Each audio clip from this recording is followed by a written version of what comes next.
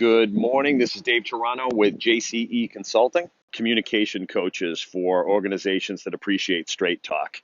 That does not mean we're rude to people. It just means we shoot straight with people and work with all different types of companies, specifically with leadership teams, management teams, and sales teams. And what our goal is to do is to help them communicate with confidence. So today, the reason I'm here today is actually because my wife has been all over me to start a podcast. So I'm literally walking around the yard doing my first podcast, and I have these crazy thoughts that come into my head. I write them down. I think we've got about 2,100 of them, and post them out on LinkedIn with a picture each day, social media each day. And and she thought might be nice to talk about what they mean. So today's post says sometimes our willingness to believe in someone is all that is needed for them to believe in themselves. So what does that mean? And then I attach a picture of Bradley Cooper and Lady Gaga from their most recent movie, A Star is Born.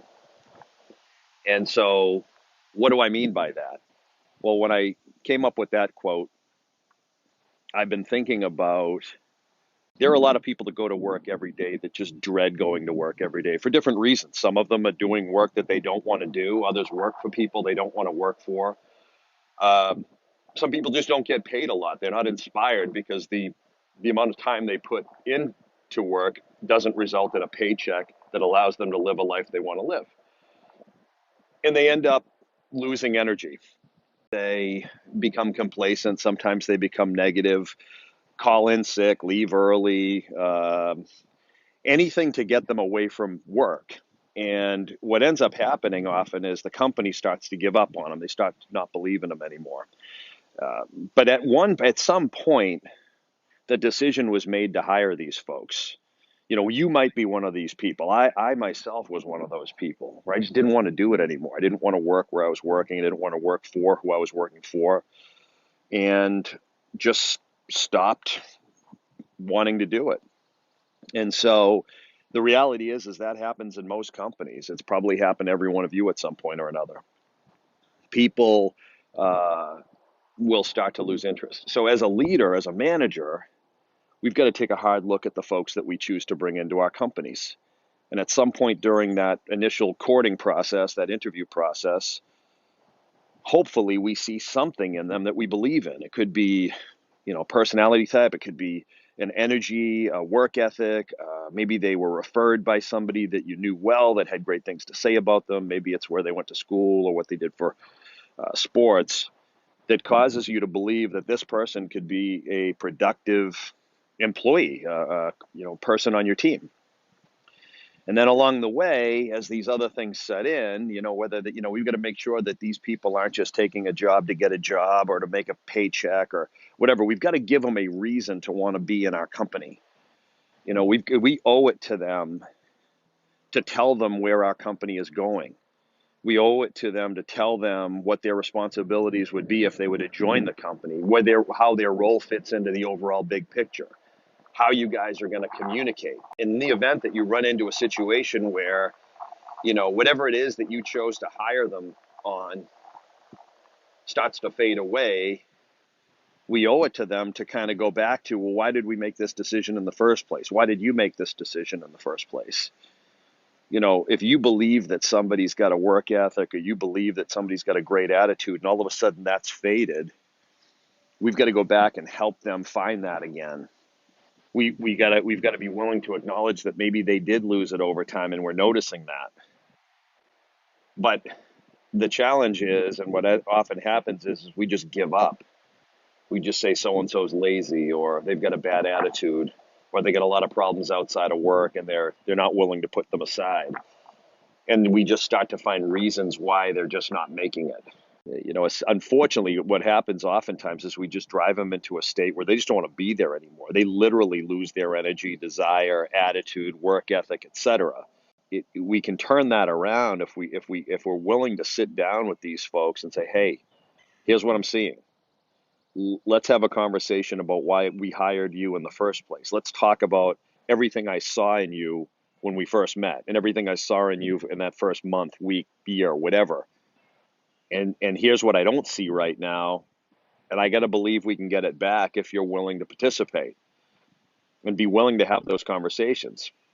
Sometimes just your willingness to have those conversations tells the person you care. Once they know you care, you have a chance at turning them around. If they don't think you care, if you're ignoring these signs, if you're ignoring the fact that they're just not themselves, they're not as reliable as they were, they're not as high energy as they were, they're not as open minded as they were. Um, if you ignore those things, they will give up, and then if you ignore them, they'll think you've given up on them, and oftentimes that is exactly what's happening. So as a person in charge, as a person who's responsible for hiring and developing people, or in some cases firing people, we've got to get ahead of this stuff. We've got to do everything we can to make it work. Oftentimes we're hiring people, it's not even our money we're spending, it's the company's money. I can't tell you how many companies I go into, and you've got management casually hiring. They'll go through some lengthy interview process, but the reality is they're just hoping to hire one out of every five or one out of every three. They don't necessarily believe that the person's going to stick. Oftentimes they're just hiring to fill a slot. We had somebody quit, we fired somebody, we got to fill the slot, we got to find a way to get that backfilled. It doesn't matter who it is. And then they get stuck with an individual who doesn't want to be there, or who is sold on the idea that the company's great. Like, this company's going to be different than my last company and I can't wait. And then they get in and they realize there's not much different. So what we really need to take a look at is not only our willingness to believe in people, but our willingness to believe in ourselves, our willingness to believe in our companies, what we do for our customers, what we do for our employees, why we exist in the first place. You've got to be able to go to that place once in a while, because if you don't, it just becomes a grinded out job. Sometimes the manager is burnt out. Sometimes the manager has stopped believing in themselves. The manager has stopped believing in the company, the direction of the company, the decisions that the company makes. And when that happens, all that trickles down to the employee. And the employee starts to feel left out, left by the wayside, et cetera. A lot of these folks have a ton of potential. I've seen people in companies where, you've got a manager who gives up on somebody, or a company that gives up on somebody, and then you swap out the manager, or they go to a different department. Everything changes. The energy changes. I remember as a young kid hating certain jobs, and then a new boss would come in and I couldn't wait to go to work. It was the same job. I just had a different boss with a different energy, who treated me with respect, who believed that I brought something to the table.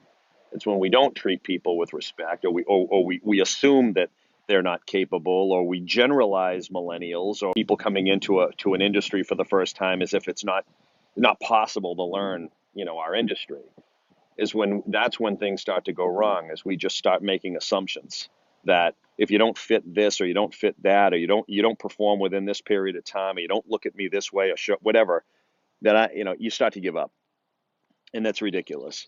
So the whole point is, and if you go back to the quote in that scene, Lady Gaga, she's a waitress who sings at night in some sort of some bar. I believe it was in New York City. And Bradley Cooper happens to go in one night, listens to her unexpectedly sing, and he's taken aback, and he said, "Wow, this woman's excellent." And they get to talking, and he ends up inviting her to one of his shows, and she shows up and walks on stage, not necessarily believing that she belonged on that stage, but definitely passionate about her ability to sing and singing. Had he not believed in her, had he not said, "Hey, look, you belong out here. I want you out here," she may have never taken that chance. He could have easily said, "You don't have any courage. I wouldn't put you out on stage," or "You only sing in this type of club. You wouldn't understand what it's like to travel or to be in front of a crowd of 50,000. But he didn't do that. He heard her. He heard her sing. He loved her talent. He got to know her. He said, "Hey, you know what? I'm going to give her a chance. I'm going to get behind her. I'm going to show her I believe in her, maybe more than she believes in herself," because somebody did that for me at one point. And I think back on my career, some of the folks that I met early on that believed in me when I did not believe in myself.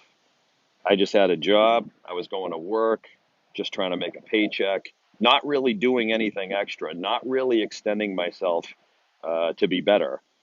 But I was lucky enough to have a few managers early in my career who saw something in me that I flat out did not see in myself. And if it wasn't for them, I don't know that I'd have my own company today.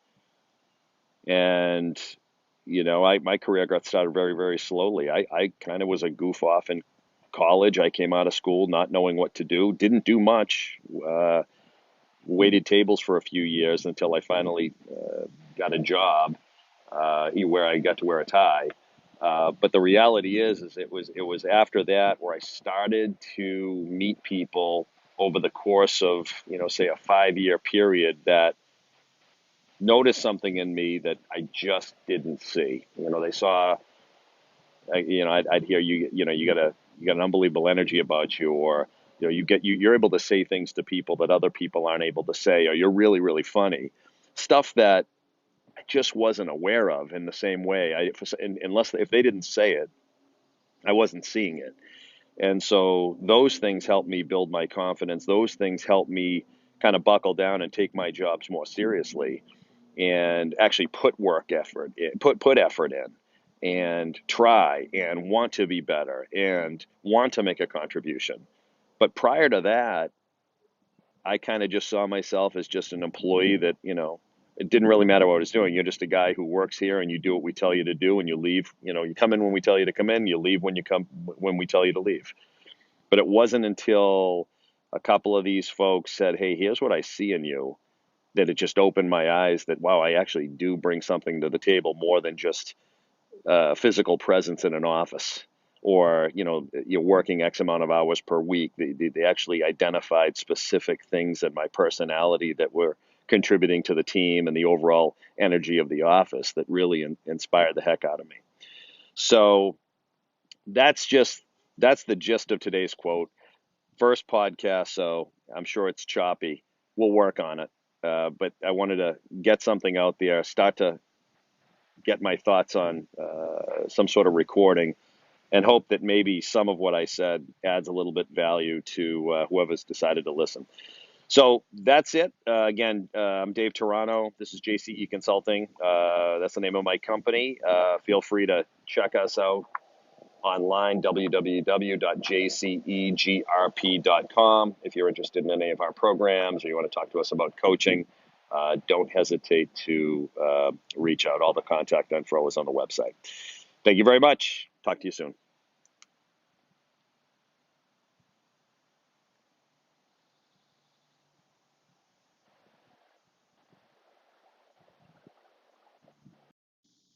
Hi, this is Dave Turano. The name of this podcast is Cut Through the Noise.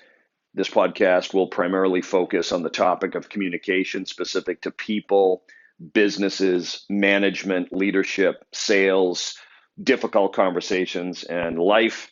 We want to keep the tone of this podcast in a business casual format. The podcast will be either me or myself, along with a guest or a client, having spirited conversations about the subjects I just listed. We hope you enjoy it. The podcast you just heard was made using Anchor. Ever thought about making your own podcast? Anchor makes it really easy for anyone to get started. It's a one-stop shop for recording, hosting, and distributing podcasts. Best of all, it's 100% free. Sign up now at anchor.fm/new. That's anchor.fm/new to get started.